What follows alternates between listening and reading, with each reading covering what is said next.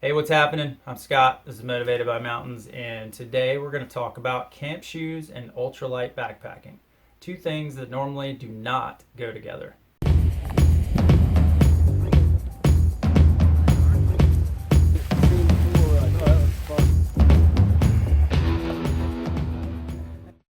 Okay, so these are my camp shoes.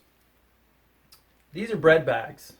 And before you shut the video off and like go running for the hills and say, "What the hell, dude? I thought you were talking about camp shoes and now you're showing me bread bags."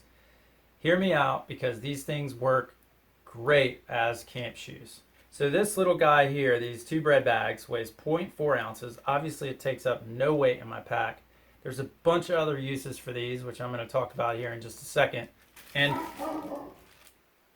that's my dog. Just as a disclaimer, so nobody gets confused, I did pay full price for these bread bags. I am not sponsored by Arnold Whole Grains in any way. Full price for these babies.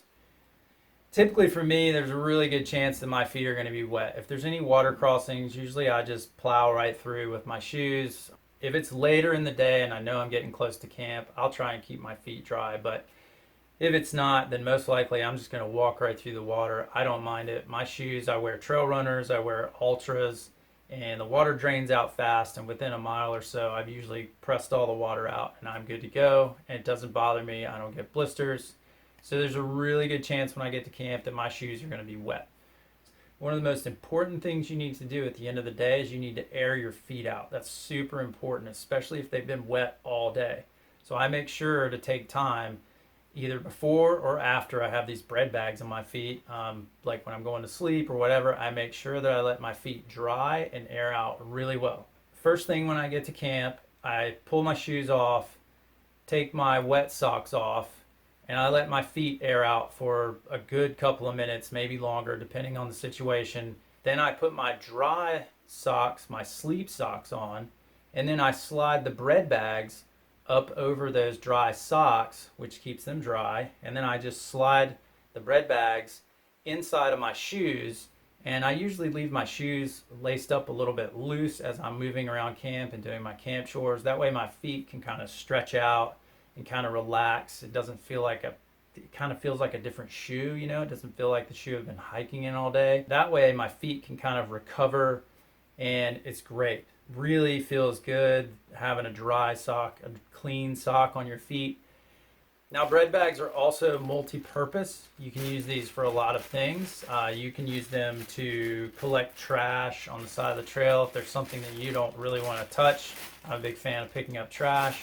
You can pick them up with that, just kind of like a doggy bag. You can actually use these as a water bowl if you're hiking with a dog. You just dig a hole in the ground and you lay this down in the hole, pour your water on top of it, and they can drink right out of it. You can also collect rainwater off the corner of your shelter, tarp, tent, whatever you're using. You just put this thing right at the corner where you got a lot of water flowing off. It'll flow right into the bread bag, and then you can filter it later. If you get in a pinch and you're hiking in some cold rain and you for some reason don't have gloves, I've also used these as rain mitts. You can just put them around your hand and they actually work all right for that too.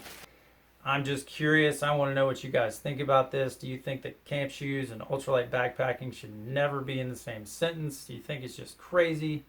And I want to know what you guys use. Do you use camp shoes? If you do, what kind of camp shoes are you carrying with your kit? So drop all that in the comments. Tell me I'm crazy, whatever you want to do.